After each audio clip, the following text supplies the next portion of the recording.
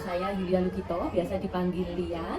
Usia sekarang 42, menjelang 43. Domisili di Jogja, kemudian posisi di rumah, ibu rumah tangga. Sekarang mengelola penerbitan bersama suami, juga mengelola komunitas belajar.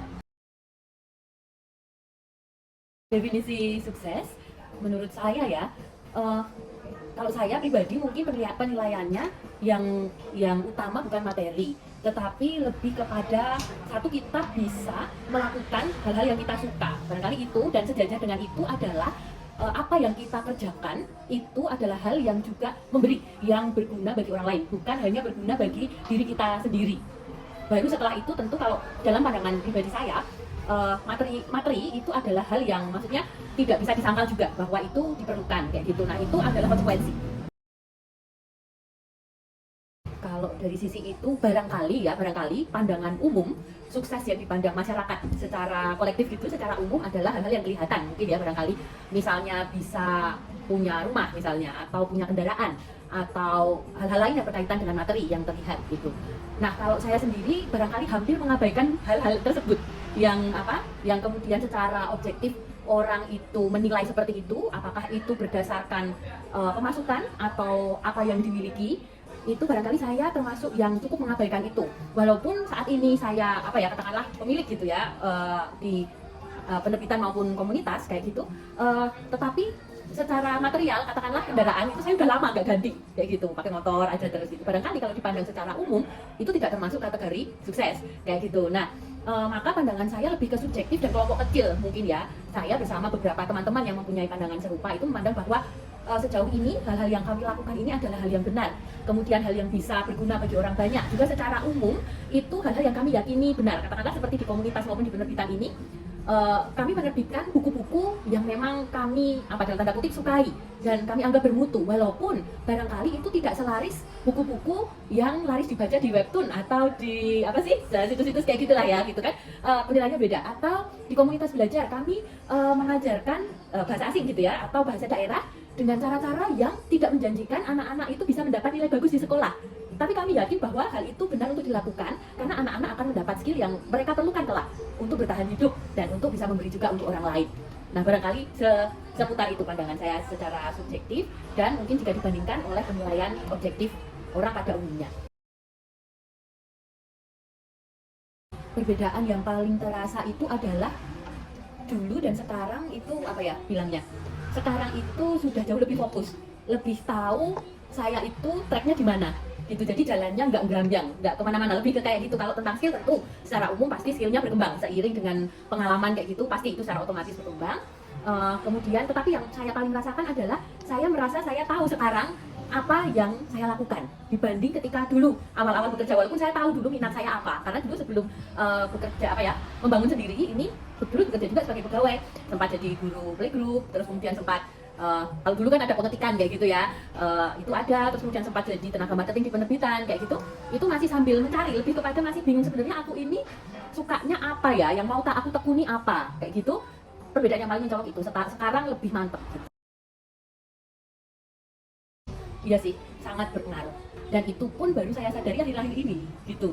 Jadi dulunya itu tahunya cuma kayak kalau saya punya sesuatu keinginan gitu ya, keinginan kayak gitu tuh kalau kayak belum tercapai, belum dicoba kayak gitu, itu nggak akan puas gitu. Jadi ada sisi itu pun baru saya sadari sekarang gitu. Ternyata itu yang mendorong saya sampai hari ini gitu. Itu plus sisi negatifnya, mungkin ada sisi nekatnya. Ketika kalau tidak ada nekatnya, kayaknya nggak akan ke sini. Mungkin jalannya beda. Kalau lebih ke aman gitu ya, lebih ke kayak gitu. Dan itu saya rasa adalah bagian dari kepribadian saya yang mungkin terlambat saya sadari. Atau tapi memang itu yang jadi dorongan gitu. Jadi kayak misalnya lebih kepada kayak gini. Saya seringnya gini. Kenapa saya membuat ini? Karena saya tidak puas dengan apa yang sudah ada. Kenapa saya membuat ini? Karena saya tidak puas dengan apa yang sudah ada. Maka saya penasaran. Terus saya ingin mencoba sendiri. Masa sih nggak bisa? Ya seperti saya pikirkan ideal itu loh, masa nggak bisa gitu. Maka hal itulah yang mendorong saya kemudian untuk melakukan ini kayak gitu. Jadi itu barangkali itu faktor kepribadiannya ada di situ ya. Kalau tekun dan disiplin barangkali tidak 100% mencerminkan diri saya, karena saya itu lebih ke kayak yang orang yang tidak bisa bekerja di waktu-waktu yang rutin gitu. Kayak kalau lebih ke ini sih, kalau idenya datang ya kerja gitu, nanti terus tiba-tiba capek ya capek kayak gitu. Nah kalau tapi disiplinnya, nah itu juga nggak terlalu 100% juga, tapi yang penting dorongannya yang tadi itu, maka itu mendorong untuk terus maju.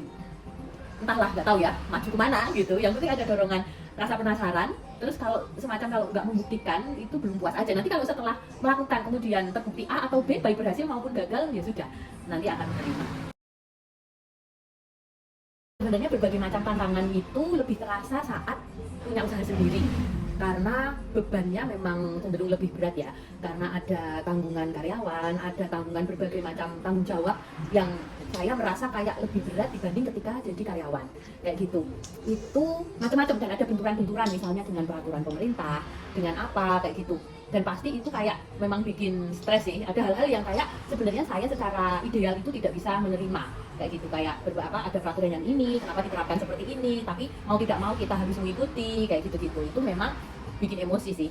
Nah itu kemudian kalau ditanyakan gimana cara mengendalikan emosi, itu aku juga sedang masih belajar banget sampai di usia ini. Justru kok kayaknya masih lagi tegang-tegangnya ya sekarang, kayak masih berusaha menerima. Kan ini kan udah ada bahwa aku bisa melakukannya, aku suka nih gini-gini ya. Cuman kemudian ternyata tetap ada ini ya, halangan-halangan seperti ini ya, macam-macam kayak gini. Masih belajar mengelolanya. Nah, salah satu yang bisa meredamnya adalah ngobrol sih, ngobrol sama temen, ngobrol sama suami, itu yang paling menolong. Kalau itu tidak berhasil dilakukan, biasanya kayaknya agak gawat implikasinya, karena terus nanti mempengaruhi kinerja gitu. Sering itu kayaknya katakanlah 5 tahun terakhir ini justru itu yang sering terjadi, karena sering kali merasa aduh sudahlah aku udah capek gitu, aku kayaknya mau, aku sering ngomongin itu ke teman-teman, udahlah aku mau berhenti, aku mau kerja yang gampang aja kayak gitu. Nah itu tapi terus nanti motivasi dirinya itu lebih ke apa ya, lebih ke ya udah stop dulu, biasanya aku gitu, udah stop dulu, pokoknya nonton drama dulu atau apa, terus nanti dipikir lagi nanti ketika sudah lebih jernih kayak gitu. Itu satu sih. Terus kemudian yang kedua motivasinya adalah apa ya, karena tanggung jawab sih, lebih ke tanggung jawab untuk meneruskan meneruskan apa yang sudah dimulai. Kemudian karena sudah menyangkut banyak orang juga, katakanlah karena misalnya di Grimedo udah banyak anak dan orang tua murid, kemudian kalau di sini sudah banyak penulis dan ilustrator yang mempercayakan karyanya, itu juga nggak bisa ditinggal begitu saja. Mungkin saat ini motivasi terbesarnya itu.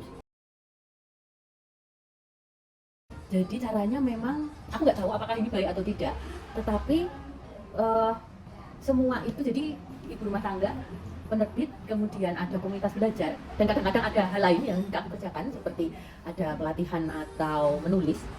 Itu kemudian aku membagi prioritasnya itu sama pentingnya gitu, membagi prioritasnya sama pentingnya, sehingga konsekuensinya adalah di manajemen waktunya kayak gitu. Jadi sementara masih bisa menemani anak-anak, pekerjaan juga jalan. Nah itu lebih ke manajemen waktu, manajemen emosi, sama manajemen apa ya, semuanya tentang manajemen diri lah itu. Gimana cara menjaga semuanya seimbang. Nah sama ini sih, komunikasi sama suami itu yang penting banget, karena harus ada berbagi kayak gitu.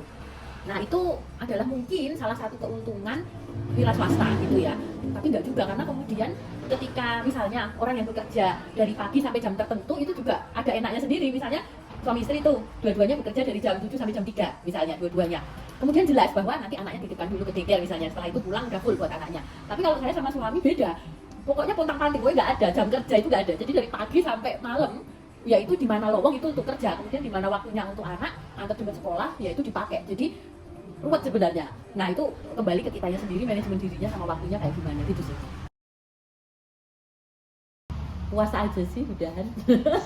Ada yang mau dicapai lagi ke depannya? Tidak, jadi bukan seperti ketika muda itu pengen, katakanlah gini, aku pengen menang lomba ini, aku pengen bukuku diterbitkan di sini, aku pengen bisa ini. Sudah agak beda sih. Jadi lebih kepada stabilitas mungkin ya, terus kemudian lebih kepada ketenangan. Nah lebih ke situ sih. Beda. Ambisinya udah agak teredam gitu. Kalau dulu memang masih aku pengen ini, terus kemudian lihat teman yang udah bisa gini gitu panas gitu ya, ada rasa panas, oh itu udah bisa gini ya, itu udah bisa gitu ya gitu. Ada sebenarnya hal yang kurang baik sih. Jadi kemudian motivasinya jadi agak melenceng, karena lebih tuh mau bisa, aku nggak mau kalah, aku nggak ini gitu. Nah sekarang enggak, yang itu udah agak berlalu. Nah sekarang lebih tuh aku mau yang tenang, gimana caranya supaya tetap berjalan, lebih ke situ. Nikmati gitu. Ya juga ya, ini nggak nikmat ini kayak sengsara membawa nikmat gitu. Tinggal nikmati juga enggak, kecuali misalnya aku yang kayak cebol kayak banget gitu ya, mungkin tinggal menikmati. Kalau ini enggak, ini masih struggle. Secara keuangan itu tidak yang stabil banget. Cuman karena saya dan keluarga bisa menabung mungkin, jadi mungkin tidak terlalu yang cemas sekali kayak gitu. Ketenangannya lebih ke berbagai macam persoalan bisa mengatasi dengan tenang. Kemudian mencapai ini itu sesuai lebih realistis. Kalau dulu itu lebih ke kayak menggebu-gebu, kurang realistis. Jadi akhirnya bisa sih tercapai, tapi terforsir. Dan impactnya kayaknya sekarang agak kelelahan gitu. Ya, yang pasti satu yang sering aku obrolin juga sama teman-teman itu untuk anak-anak muda, yang pasti jangan kehilangan hati nurani, itu aja sih. Ketika sudah masuk ke dunia pekerjaan yang sesungguhnya, itu dunianya jauh beda. Di situ ketika sudah diuji dengan uang dan kekuasaan, nah itulah saatnya kalian menunjukkan diri yang sebenarnya, kayak gitu. Karena saya mengalami bekerja dengan anak muda itu dari sejak dulu sampai sekarang, itu terasa sekali bagaimana orang itu akan bisa berubah oleh uang dan kekuasaan. Apapun bidang kerjanya, wira swasta atau bekerja sebagai karyawan ataupun bidang-bidang kerja yang lain, yang penting kembali ke kebenaran sih, ke hati nurani, apakah ini benar atau tidak. Di luar kesuksesan apapun itu, hidup itu akan tenang ketika kita melakukan hal yang benar.